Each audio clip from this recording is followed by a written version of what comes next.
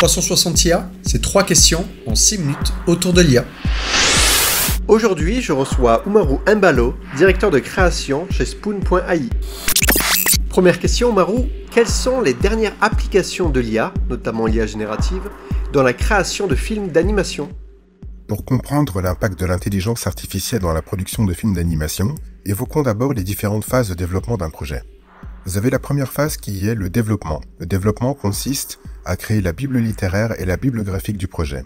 C'est là-dedans qu'on va définir quelle sera l'intrigue, quels seront les personnages principaux, secondaires, les différents décors, ainsi que tous les éléments qui vont servir à construire le récit. Vient ensuite la pré-production. Cette phase consiste à mettre en préparation de production les différents assets évoqués dans le développement. À partir de la bible graphique et littéraire, nous allons donc modéliser les personnages dans le cadre d'une production d'animation 3D et ensuite créer aussi tous les décors et tous les accessoires nécessaires. Vient ensuite la phase de production qui consiste donc à animer ces personnages au milieu des décors. Et vous avez enfin la post-production où il va falloir capturer ces images du personnage et des décors, et donc de mixer les différentes couches, de réajuster les couleurs, et de venir rajouter tout ce fine-tuning de fin de production. Dans la phase de post-production aussi, il y a les effets spéciaux, qui est un peu une branche de post-production à part, mais dont le secteur est mélangé à celui de l'animation, car il nécessite les mêmes compétences, pour la plupart du temps. Donc, ayant cette vue d'ensemble sur les différentes phases de production d'un film d'animation, évoquons maintenant les outils disponibles pour chaque phase. En phase de développement, l'intelligence artificielle peut être un véritable allié pour pouvoir aller un peu plus vite sur certains aspects de la création du dossier. Ça peut être pour challenger certaines idées, pour rédiger certaines choses d'une certaine façon, pour pouvoir traduire du contenu. Vient ensuite l'étape de pré-production. Alors, dans l'étape de pré-production, on peut s'aider aujourd'hui de l'image générative pour s'inspirer, aller chercher des références, aller prendre des moodboards. Finalement, c'est un peu ce que l'on fait lorsque l'on parcourt des sites comme ArtStation ou Instagram ou Pinterest. On va aller chercher différentes références et aller chercher ce qui nous plaît. Vis-à-vis de la production, par exemple la production des décors, un cas d'usage qui est récurrent, mais il y a souvent en fait l'arrière-plan. Donc ce qu'on retrouve tout au fond du décor. On pourrait imaginer des décors complètement générés, mais qui nécessiteront certainement des retouches à la main parce que l'image générative n'est pas encore parfaite et qu'il faut retoucher certains détails pour atteindre une qualité désirée. Vient aussi la génération d'animation, text to animation, qui permet à partir d'une description, de générer une animation et applicable sur votre personnage 3D.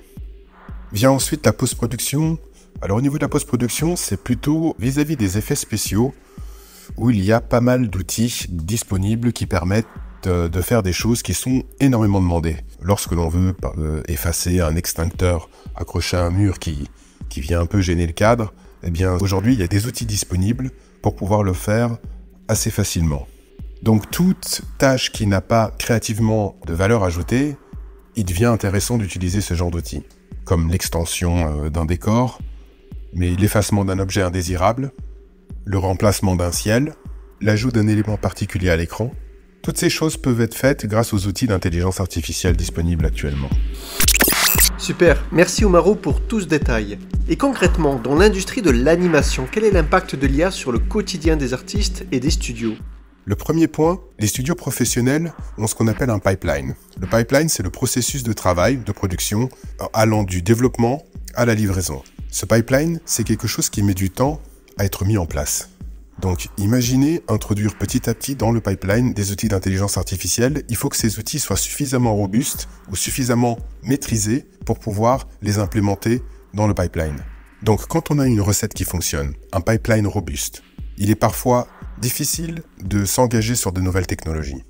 Deuxième point, la controverse. L'intelligence artificielle déchaîne les passions. Tant d'un côté, vous avez les artistes qui défendent leur savoir-faire et leur créativité, qui ont fait des années d'études et des heures et des heures et des jours et des semaines à observer les choses pour affiner leur œil et leur technique. C'est un savoir-faire qu'il faut protéger. Et de l'autre côté, vous avez, d'un point de vue de production, des contraintes budgétaires, des contraintes de temps, la pression des diffuseurs, des distributeurs. Donc il faut trouver des solutions. Il faut trouver des solutions pour produire plus pour moins cher. Donc l'attrait pour des outils d'intelligence artificielle devient quasiment indispensable pour ces producteurs. Troisième point, la veille. Ces technologies vont vite.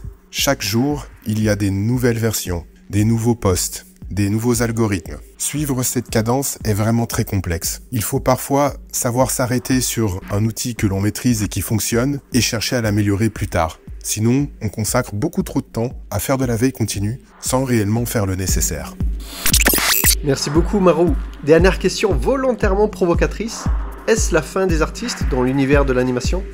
Finalement, l'intelligence artificielle doit rester un outil, et non un producteur ou un réalisateur. L'intelligence artificielle permet de challenger les idées, de récupérer des inputs qui sont ensuite confiés à des créatifs experts dans l'industrie.